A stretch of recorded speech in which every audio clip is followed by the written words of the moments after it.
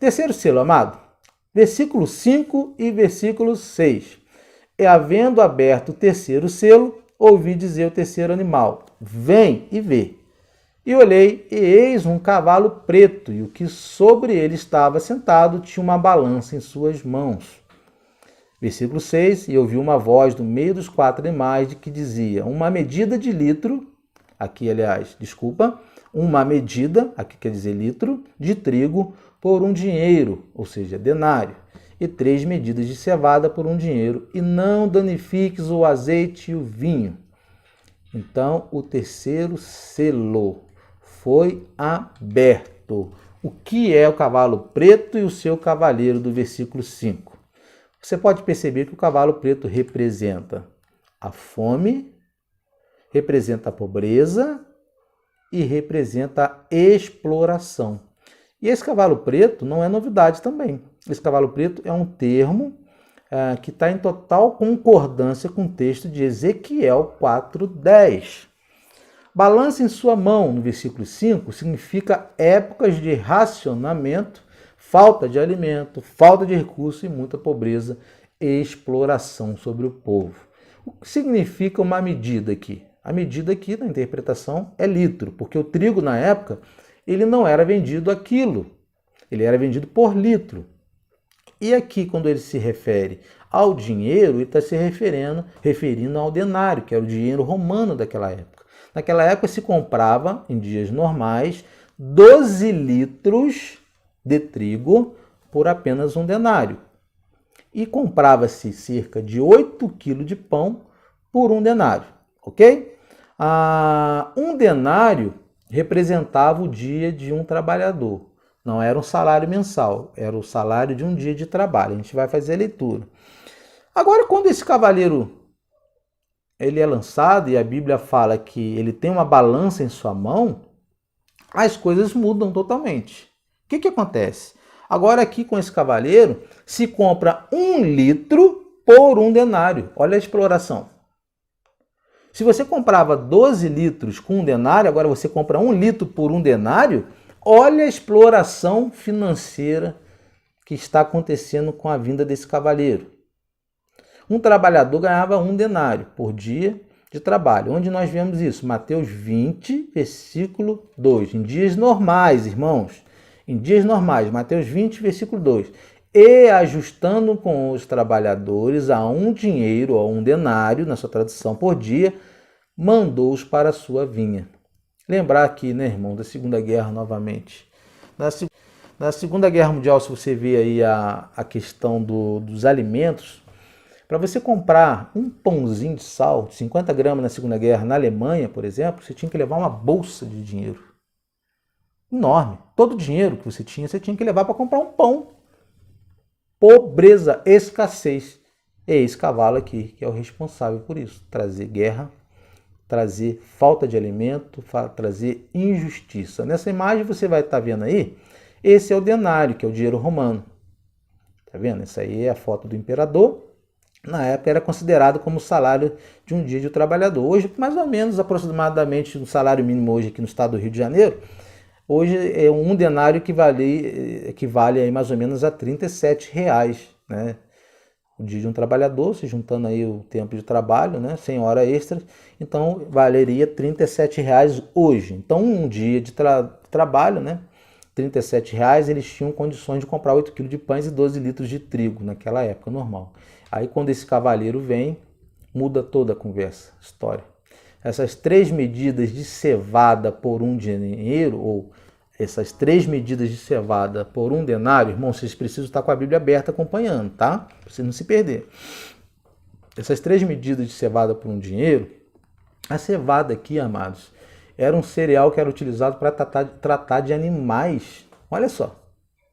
Era animais domésticos, que nem a ração do seu pet aí que você compra. Era um cereal utilizado. E as famílias não podiam comer trigo, porque a exploração era tão grande, começou a exploração a ser tão grande, que a família não podia mais comer trigo. Ela tinha que comer o cereal, ou seja, a cevada. Apenas a cevada. O pai de família não tinha condições alguma de comer trigo. Ele era obrigado a comer do pior alimento que tinha. senão morrendo de fome. Já reparou hoje o empobrecimento da população mundial, como que tem aumentado a pobreza? Você já reparou que as riquezas, os ricos têm cada dia mais ficado ricos, os pobres cada dia mais pobres? Você já tem reparado que a fome na esfera universal aumenta dia após dia? Olha para a África. Já observou que a miséria em nosso país, que as pessoas estão morrendo de fome? Não podemos, amados, comer trigo. Temos que comer cevada. Podemos comer picanha contra filé todos os dias? Você consegue ter uma alimentação saudável todos os dias, amados? Nós não comemos mais trigo, comemos cevada.